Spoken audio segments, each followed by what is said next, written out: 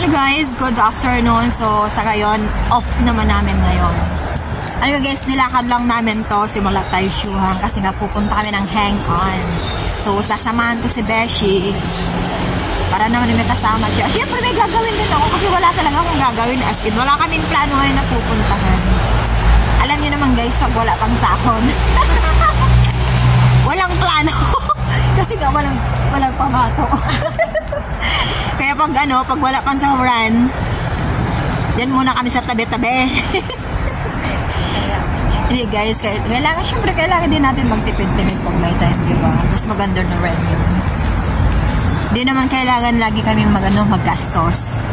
So, see you sa hang-on. Dito kami guys sa underground. Dito kami dumaan. Ayan. Nakita ko yung aso dun po.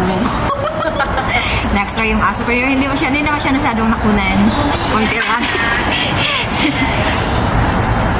Itong bintahe guys ng Hong Kong. Kahit underground nagagamit. Tapos underground kami ngayon. Ayan ang MTR ang hang-on. Saan pa niyan. Pero hindi naman kami papasok dyan. Doon na kami pupunta sa kabilang yun. Ayan, diretsuhin na lang namin. Hindi naman kami magpapasok ng mismong MTR. Kaya nga ako, hindi ko naiiwanan. Yung 85K na yan guys, yun ang sinasakyan namin pauwi ng Taichuhan. Ayan. Kasi guys, gusto ko nga magpahilot. Sabi ni Beshi, dito daw yung tumatambay yung maghihilot sa amin. Kasi dito na kami mismo sa hang-on. So ngayon kasi wala yung maghihilot, naka-service din siya.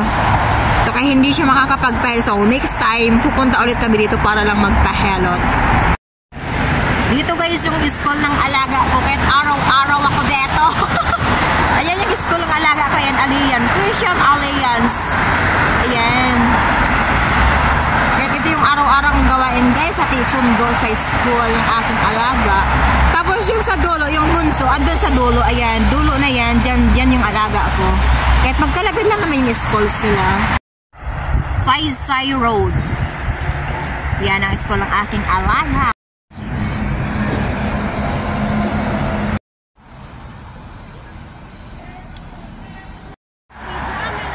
Ayan guys, yung araw-araw naming antayan ng alaga ko. Dyan kami lagi,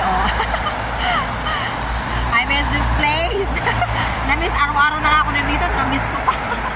Guys, kinontent ko na tong na to. Pero ngayon kasi wala siyang kadahon-dahon. Nung kinontent ko to dati, ang ganda ng dahon nito. Ang kapal, yellow-orange ang dahon nito kapag tumubo. Pero sa ngayon kasi nga winter, wala. Lagas talaga siya. Yung dahon na yun kung makikita nyo, kasi napaka-dark Parang long fin din yan Hanggang dun sa dulo. Ngayon kasi winter, hindi pa siya masyadong matingkad. Kinontent ko na to dati, maganda. Taon pa. So, bulaklak dito guys, So, kunan naman natin kahit konti lang. Dito na kami mismo sa Maonshan. Dito na kami guys sa mismong sa Maonshan, yan ang almost town. So, sasamahan ko yan si Beshi para mamili dito. Dati dito kami namamalingki ng aking lola, pero di ko lang alam ba't ayaw na niyang mamalingki. Mas gusto niya doon sa Chong'on, pero mas gusto ko nga kasi nga malapit. Okay, lapit na. Alam niyo guys, dito talaga kami namamalingki ng lolo ko doon. Kung makikita yung daming paninda dito. Pambila lang talaga ang kaulan. Yan, complete isda, prutas, dry goods, kung anong anek-anek. Ayan.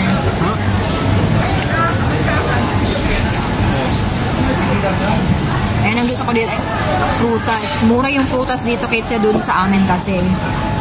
Yun nga lang talaga ang pagbibidit, ang pagdadala, ang big hat. Ayan mga Chinese, yan? Pang Chinese soup. Ayan, tupu, mushroom, kompleto. Pili na lang kayo. Charot. Hanapin namin guys yung 7-Eleven kasi nga si Beshi magta-top up siya.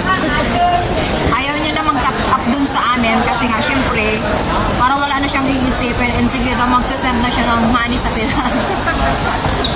Kasi syempre pag may family ka, nag-aantay yan. Ganun talaga guys, pagkasahod na pagkasahod, ang unang talagang ginagawa namin guys, ayan, magpadawa ng pera sa Pinas. Kasi maraming nag-aantay, promise. Kami ng kasi 8 peraso. $20 lang siya. Nasaan ka pa yan? $10 yan. Pwede na. Mas mura talaga yung prutas dito. Guys, magpapaalam lang po ako. Pero po bago yun, syempre ipapakita ko naman yung kung ano yung ginagawa namin dito sa Hengkong. Kasi guys, mamaya babalik na kami ng Taichuang. So, kunting tambay lang dito sa Hengkong bago kami tatambay dun sa malapit sa amin. Kasi 7 yung curfew ni Beshi. Pero ako, ang curfew ko naman ay 9. So, okay lang kahit medyo malate ako. So, gusto namin magtambay dito kasi nga hindi masyadong malamig. Sa seasides kasi napakalamig, sorry. So, ayan, kumakain muna. Hindi pala, ako muna yung kumakain kasi nga si Beshi, gumagawa siya ng sarili niyang content, pang FB, siyempre pang YouTube na lang. Alam niyo kasi yung mga binabili namin, ayan, $20 lang. Mura talaga yung ano dito, yung prutas. Ayan, $20 lang, ang lalaki, ang lulusog na. Doon kasi sa amin, 28 to guys, pero malaliit. Pero dito, ang gaganda talaga. Talagang mas mura yung prutas dito kaysa doon sa amin. Tapos alam niyo guys, ito, doon sa amin, $20 ang ano, 4 na peraso. Pero dito, ang $20, 8 peraso sa amputan niya. So kung sakaling hindi man namin yan naubos, dalhin namin sa bahay. Ito nga, saging, oh. Saging. Ayan, saging yan. Pero alam niyo guys, $10 lang to. Napakamura. Yun nga lang, kalaban mo pag dito ka mamili. Ang bigat, magdadala ka ba? Yung mga kot-koten din kami yan. Ayan, kot-koten to the max. Habang umuoko. Maaga pa naman, syempre, kot-kot, kain-kain. Ayan si Beshi, ayan, gumagawa rin siya ng sarili niyang content. Ayan. Hello, Besi! Say hi! Ayan siya.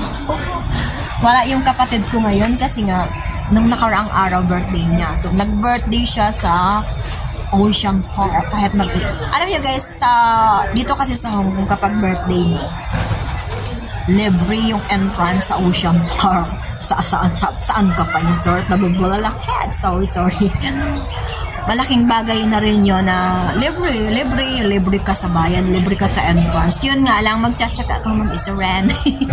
Pero okay lang yan. Para sa akin, okay lang. Siyempre, kung hanap ka ng kasama mo, magbabayad. Ang entrance kasi guys sa Ocean Park nasa $500 din, diba? Ang $500, wala ka na rin yun. Kung ipadala mo yun sa family mo sa Furnas, ang malaking bagay na yung allowance mo. Ako nga noon, nung birthday ko, doon ako nag-birthday. Pero kasama ko rin yung kapatid ko kasi gusto nga niya. Ang ganda guys ng Ocean Park. Baka pag birthday ko, doon din ang i-request ko. Doon ako mag-birthday sa Ocean Park.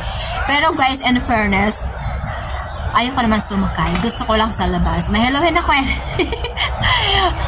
Guys, ako pa yung magpapaalam. Thank you so much po sa lahat ng nanonood po sa aking videos. Ayan po yung ano ng Alam nyo guys, dito ang lagi naming, ito talaga guys, yung sa likod ko na yan. Diyan kami tumatambay tuwing Webes.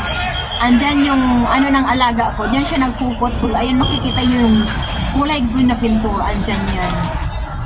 Marami kasi mga ball ground dito na talaga. Ilan to? 1, 2, 4 na palaruan ang lalaki. Dito talaga maganda maglaro. So guys, thank you so much po. Bye-bye. God bless us all.